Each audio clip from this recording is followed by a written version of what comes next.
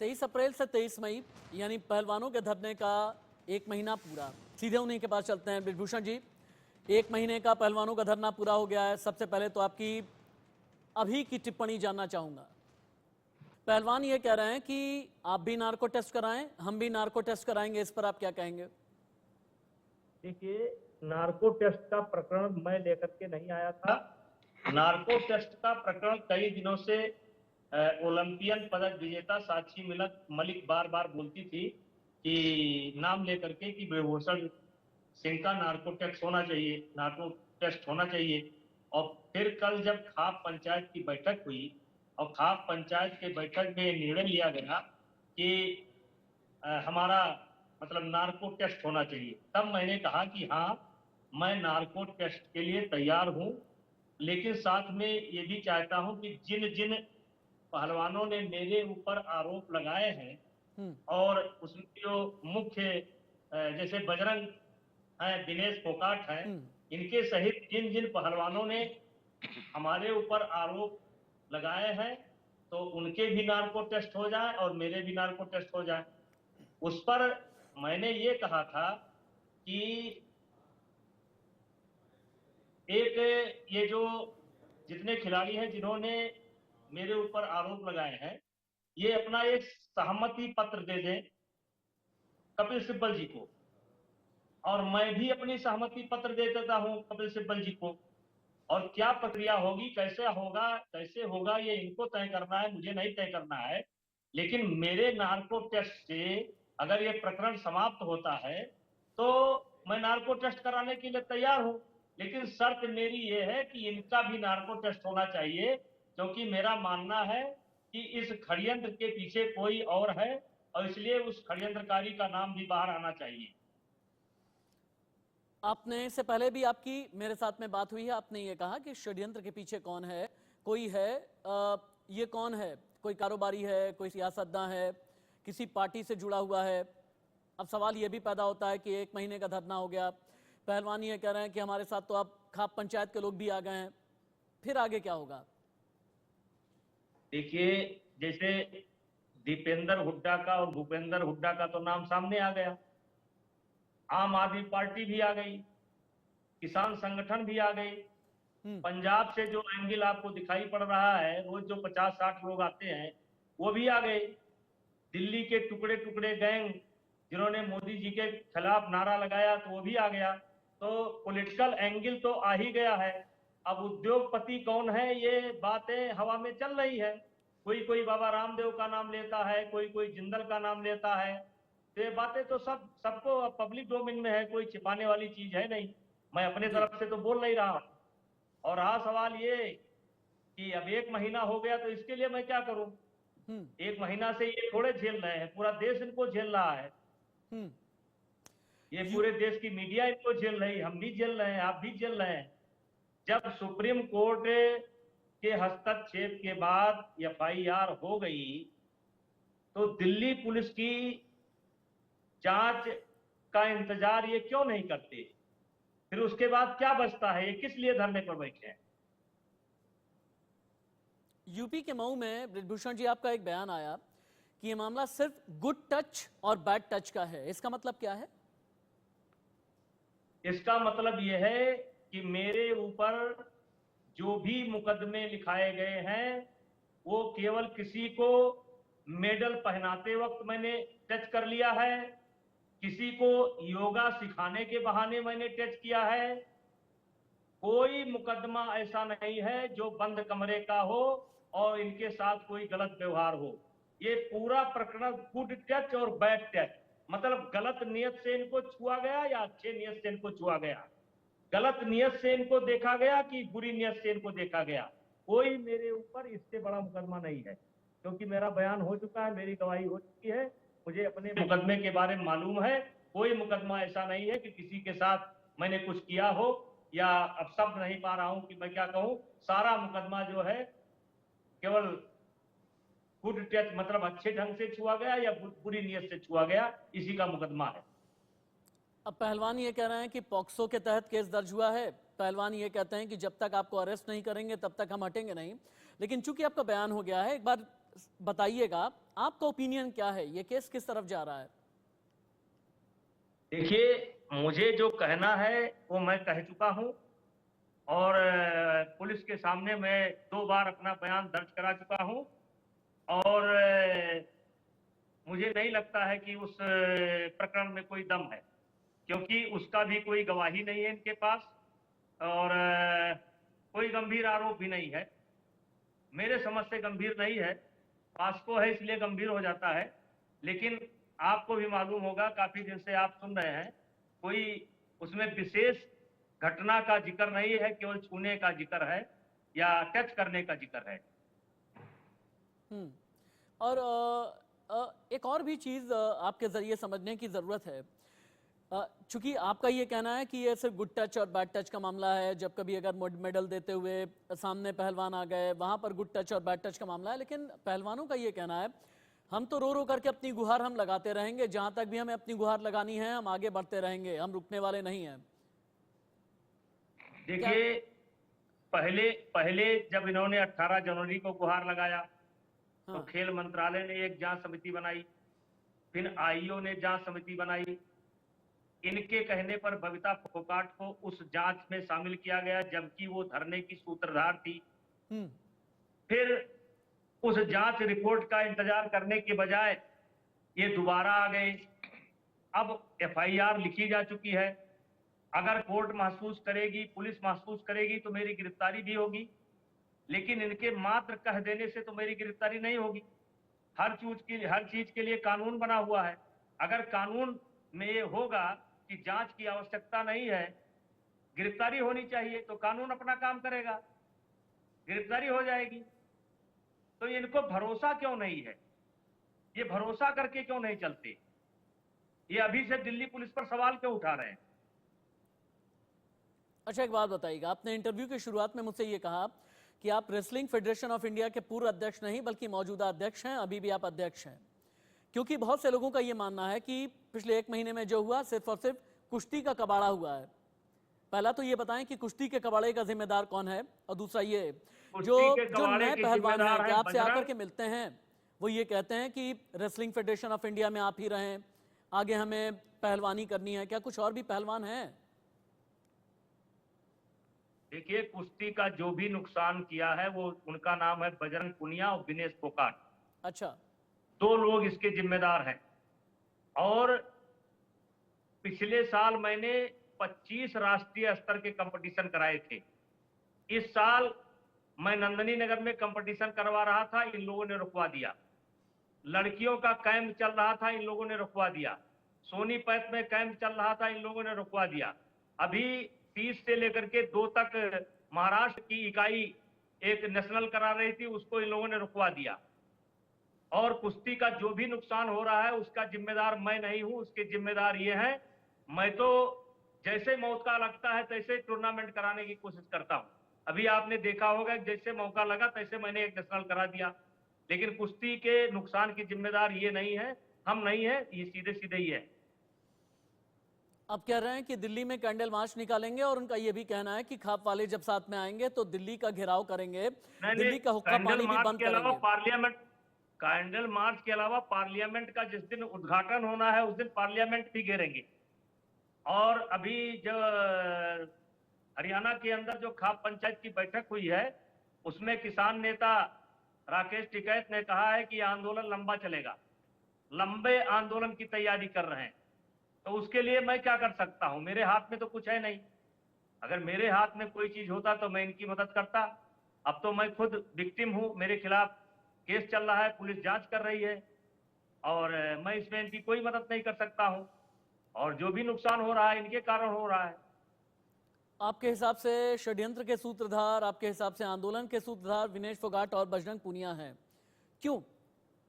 आपसे कोई दुश्मनी, कभी कोई बहस हो गई हो? बड़ी लंबी कहानी हो जाएगी, समय नहीं है, ना आपके पास है ना मेरे पास है। लेकिन इतना बताइए कि 10 दिन पहले ये आते थे, मेरा पैर क्यों छूते थे? और 10 दिन के अंदर अचानक क्या हो गया कि ये मेरा नाम वो भी तू तड़ाक पर लेकर के चले आए? ये बड़ी लंबी कथा है, लंबी कहानी है, इतने संक्षेप इंटरव्यू नहीं हो पाएगा। लेकिन जो नई पॉलिसी मैंने बनाई नेशनल की, ट्रायल की, कैंप की, इंटरनेशनल टूर्नामेंट की, ओलंपिक की, वो पॉलिसी इनके समझ में नहीं आई और उसको लेकर के ये विरोध में आए। लेकिन मैं फिर कहता हूं, ये विरोध में आए नहीं है, विरोध में लाए गए हैं। ये लाए गए हैं, ये भी सच्चाई को समझ रहे हैं और ये खुद नहीं आए हैं और ये खुद धीरे धीरे धीरे धीरे दलदल में फंसते चले गए हैं। इनको कुछ व्यक्तियों ने मोहरा बना लिया है। आप देखिए, जब पहली बार बैठे थे तब बड़ी संख्या में पहलवान बैठे थे, आज वो पहलवान इनके साथ नहीं है। एक फैमिली एक अखाड़ा, कोई 9वां पहलवान इनके साथ जुड़ने को तैयार नहीं है, 10वां पहलवान इनके साथ जुड़ने को तैयार नहीं है। पहलवान सब काम पर लग गए, वो अपनी प्रैक्टिस कर रहे हैं। नहीं तो आपको आपको कब ये लगा कि इन पहलवानों को मोहरा बनाया गया है? क्योंकि आपने हालांकि कई नाम शुरुआत में लिए हैं कि ऐसा ऐसा कहा जाता है, लेकिन आपको कब ये जब लगा, धरने कैसे पर लगा? जब ये धरने पर बैठे तो देखिए, पहले इनकी डिमांड थी कि भारतीय कुश्ती संघ के अध्यक्ष को बदला जाए। 4 बजे आरोप लेकर के आ गए कि यौन उत्पीड़न हुआ है। जब आप ही लोगों ने इनसे पूछा क्या आपके साथ हुआ है, तो इन्होंने कहा नहीं, मेरे साथ नहीं हुआ है, अन्य लोगों के साथ हुआ है। पहले शायद इनकी संख्या 9-10 थी, फिर इनकी संख्या बढ़कर के 100 हो गई, फिर इनकी संख्या बढ़कर के 1000 हो गई। तो क्या बताएं, मैं क्या जवाब दूं इनकी बात का। और आगे अगर ये आंदोलन से नहीं उठे, यही कहते रहे, ऐसी जिद पर अड़े रहे कि जब तक आपकी गिरफ्तारी नहीं हुई तब तक हम रहेंगे, तो ऐसे में सवाल ये, देश ये भी जानना चाहता है, जंतर मंतर पर एक आंदोलन है, कुश्ती बहुत पीछे चली गई है, तो होगा क्या? देखिए, जिस दिन मुझे गिरफ्तार करने के लिए दिल्ली पुलिस का एक सिपाही भी आएगा, एक सिपाही आएगा, मैं उसके साथ चला जाऊंगा। मैं अपनी गिरफ्तारी का विरोध नहीं करूंगा। एक सिपाही आएगा, मैं गिरफ्तारी मेरी हो जाएगी। अगर मैं दोषी हूं, अगर पुलिस मेरे खिलाफ चार्जशीट लगाती है या आवश्यकता महसूस करती है, मुझे न्यायपालिका का सम्मान है, मुझे जांच एजेंसी का सम्मान है। मैंने आज के 15-20 दिन पहले जब दिल्ली पुलिस ने यह जांच शुरू किया था और उसी समय इन लोगों ने थोड़ा थोड़ा दिल्ली पुलिस के खिलाफ बोलना शुरू किया था, तब मेरा एक बयान है, मैंने कहा था कि बजरंग जी और विनेश जी, बाद में आप दिल्ली पुलिस के ऊपर कोई आरोप लगावें तो अभी कपिल सिब्बल साहब के पास जाइए और कहिए कि मुझे दिल्ली पुलिस पर भरोसा नहीं है और सुप्रीम कोर्ट से सीबीआई जांच करा लीजिए या अन्य कोई एजेंसी हो जांच करा लीजिए। बाहर की कोई एजेंसी तो जांच करेगी नहीं। तो आप 15-20 दिन, 25 दिन, 1 महीना के बाद आप दिल्ली पुलिस पर सवाल उठाओ, तो अभी सवाल उठा करके इसको चेंज करा लो और आप देखिएगा कि दिल्ली पुलिस जब भी जांच पूरा करेगी उस जांच पर ये सवाल उठाएंगे, क्योंकि ये अब अपने बस में नहीं है, ये दूसरे के बस में है। दीपेंद्र हुड्डा के बस में है, भूपेंद्र हुड्डा के बस में है, कुछ पूंजीपतियों के बस में है, उनके दिमाग से चल रहे हैं, अपने दिमाग से नहीं चल रहे हैं। अपने दिमाग से चल रहे होते तो मुझे ये कभी गाली ना देते, ये मुझे कभी गाली ना देते, ये दूसरों के दिमाग से चल रहा है। सोशल मीडिया के जरिए कई सवाल आ रहे हैं आपसे पूछने के लिए, चूंकि आप दीपेंद्र हुड्डा और भूपेंद्र सिंह हुड्डा का नाम आप ले रहे हैं, कोई सबूत है क्या आपके पास? ये मैं नहीं बल्कि सोशल मीडिया के जरिए कोई दर्शक आपसे पूछना चाहते हैं। देखिए, भूपेंद्र हुड्डा खुद इस बात को आकर के स्वीकार कर चुके हैं, दीपेंद्र हुड्डा भी खुद इस बात को आकर के स्वीकार कर चुके हैं और मेरे पास जरूरत आएगी, जरूरत पड़ेगी तो मैं सबूत।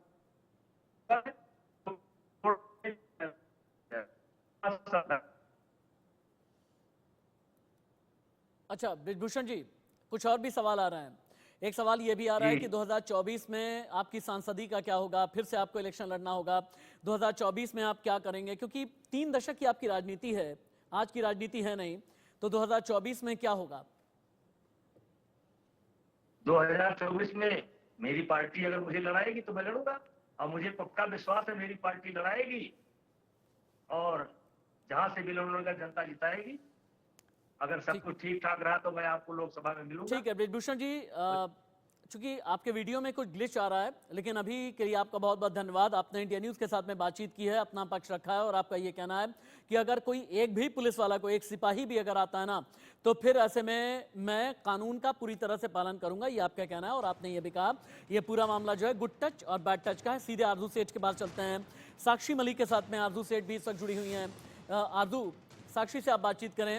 अभी थोड़ी देर पहले ब्रिजभूषण सिंह मेरे साथ में थे, उनका ये कहना है कि ये मामला सिर्फ गुड टच और बैड टच का है।